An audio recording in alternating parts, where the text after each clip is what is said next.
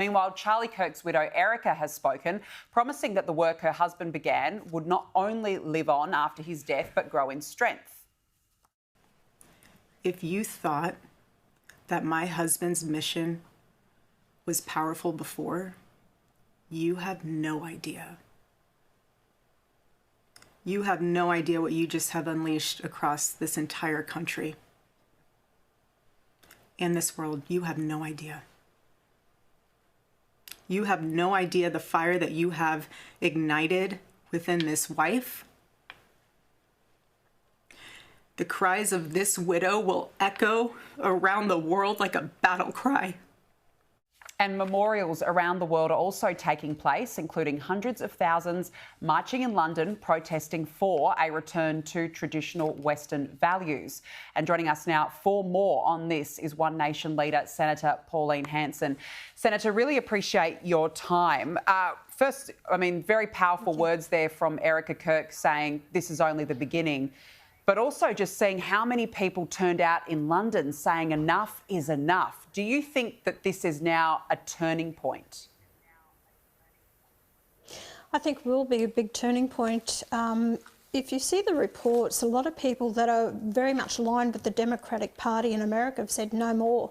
I'm not voting Democrat anymore and I'm turning away from it because that's not what I stand for. It's not what I want to see happen to my country. A lot of people have just taken a laid-back position with this. We've seen it changing. When I first got in politics years ago in the early 1990s, I could see that we've been stifled in our freedom of speech, the way our thought processes were with political correctness. And it's gone to the ridiculous now. And, you know, Charlie Kirk, although it's devastating to see his death, I don't think his death will be a waste throughout the whole world.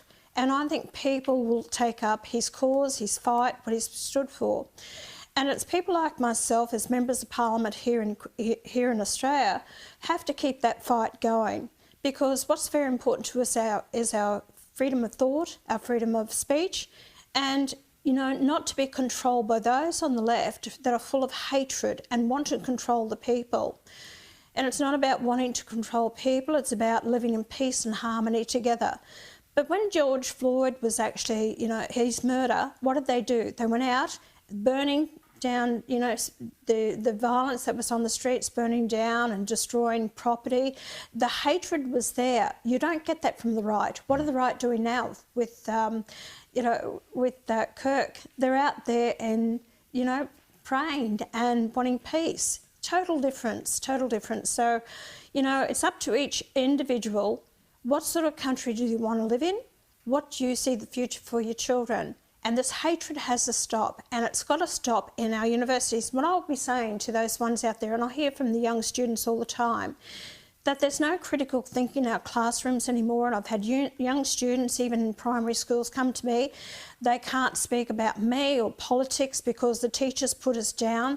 They don't have critical way of thinking. Their own ideology is pushed onto the students, especially in the universities. I'm going to say now, those students out there, if you feel that you're not given a fair go, if you feel that your teacher, lecturer, professor is going against what is, you know, freedom of speech, freedom of thought, critical thinking, then please let me know. Because you know what? I will actually name and shame them on the floor of Parliament. It has to stop. We have to start somewhere. Yeah, you're absolutely right, and I agree with you. This is the start, I think, of a turning point right around the West towards more traditional values. Charlie Kirk's killer, as we mentioned earlier, was in a relationship with a trans person who was in the process of transitioning from male to female. We're still learning more about that, but I want to talk more broadly on the subject of trans issues, because you've pushed for many years for a national inquiry into the consequences of left-wing extremist gender ideology.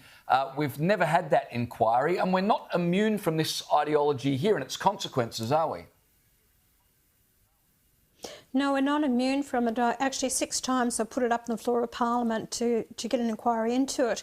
And even if it's behind the scenes, so people, you know, in cameras, so it's not open for the public, but allow the parents to actually have a discussion what has happened to their children. It's a shame that we have to shut down debate because it really is destroying children's lives. young as 12 can have, you know, operations, hormone treatment, and it's just so wrong what we're doing. We're putting them into psychological damage that's further down the track. We're destroying their lives. A lot of these kids will never, ever father kids, or they will never deliver a baby.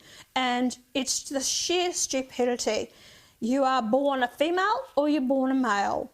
And that's basically it. There are some people in between, which I accept and I acknowledge. But these kids have been brainwashed because they're going through puberty problems and issues like that. So let's go and carve them up. Let's cut off the bits and pieces. Let's fill them with these hormones or these drugs that is actually destroying them. How stupid are we to allow that to happen because they feel this way? Those kids have been brainwashed in the educational system. Some are probably saying this just to call out for attention.